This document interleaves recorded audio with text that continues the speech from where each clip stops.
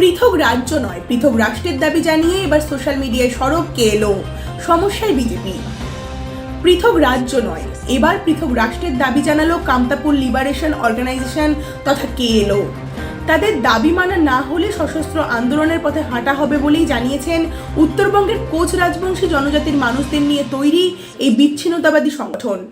জীবন সিংহের নেতৃত্বাধীন কেএলও সক্রিয় হয়ে উঠেছে সম্প্রীতি তাদের ভিডিও বার্তা দেওয়া হয় কেএলওর তরফ থেকে, যদিও সেখানে দেখা যায়নি জীবন সিংহকে।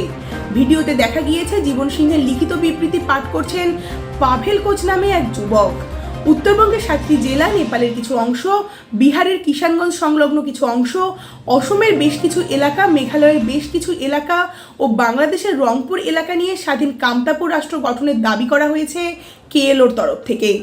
কামতাপুর লিবারেশন অর্গানাইজেশনের আরও দাবি, ইতিহাসে যে কোচবিহার রাজ্যের উল্লেখ ছিল, তার যা সীমা, তার যা পরিসর ছিল, তা মেনেই স্বাধীন কামতাপুর রাষ্ট্র তৈরি করা হবে। এমনকি জীবন সিংহের এই বিবৃতিতে ভারতকে তাদের সবচেয়ে বড় শত্রু হিসেবে উল্লেখ করা হয়েছে। তাদের এই দাবি না মানা হলে সশস্ত্র সংগ্রামের আহ্বান জানানো হয়েছে এই ভিডিও বার্তায়। তবে এই ভিডিওটির আদৌ কেএলওর কিনা তার সত্যতা খবরিয়া 24 যাচাই করেনি। পৃথক হওয়ার দাবি জানিয়ে দীর্ঘ সময় ধরে সশস্ত্র আন্দোলন করে যাচ্ছে কেএলও।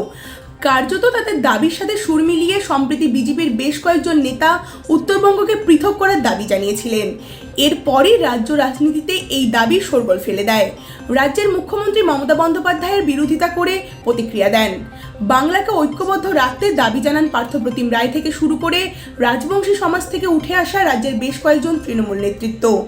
এরপরে কেএলওর চিফ জীবন সিংহ এদের বিরুদ্ধে ভিডিও বার্তা দিয়ে সোশ্যাল মিডিয়ায় ছাড়েন, যা বর্তমানে বহুল চর্চিত। কিন্তু কেএলওর পৃথক রাজ্যের দাবির বদলে পৃথক রাষ্ট্র চেয়ে বসায় এবার বিজেপি নেতৃত্ব কিছুটা হলেও রাজনৈতিকভাবে সমস্যায় পড়তে পারে বলে অভিজ্ঞ মহলের ধারণা। Good morning to my country people. Introduction of myself as Coach Pavel, Foreign Secretary of KLO, Kamtapur Liberation Organization. Now I would like to read out the declaration of Kamtapur Liberation Organization, KLO. Declaration of Kamtapur Liberation Organization. Over the years since its independence in 1947, India has been able to suppress our region through its repressive colonial policy in order to assimilate our people, language, culture and land. Since ancient time, Kamtapur is an independent and peaceful country with distinct people who had their own unique history, culture, language and living happily in their land. It had no relationship with ancient India and therefore it is not a part of the present India or any other country. History has clearly shown that even during the British rule in the Indian subcontinent, Kamtapur was never annexed by will or by force to the British territories and remained a sovereign kingdom hitherto. The Kamtapur kingdom, situated in the western part of Kamrup, was founded by Shendha Rai in 1250 AD and it is one of the most princely states of the world. According to the Koch kingdom, historically or the chronicles of Kamtapur, the kingdom was independently ruled by Koch dynasty. It was forcibly merged into the Indian Union in 1948. In 1947, the newly independent Hindustan and Pakistan were grueling with great communal riot due to the partition. As a result, untold numbers of illegal Bengalis from East Pakistan, now Bangladesh, poured into Kamtapur at an alarming rate. Taking full advantage of such bad secession, India set a sinister plan and conspiracy to annex the kingdom of Coachbihar, Kamtapur, by spreading a wrong message to the last reigning Maharaja Jagadipendra Narayan Bhop Bahadur that the kingdom was able to be merged with Pakistan. The Maharaja, being under duress and emotionally threatened, signed the merger agreement on 20th August 1948. The kingdom was formally annexed into the Indian Union in 1949 and was recognized as a state under C category of the Indian Constitution, but hastily Kamtapur was incorporated with West Bengal in 1st January 1950. No music studio.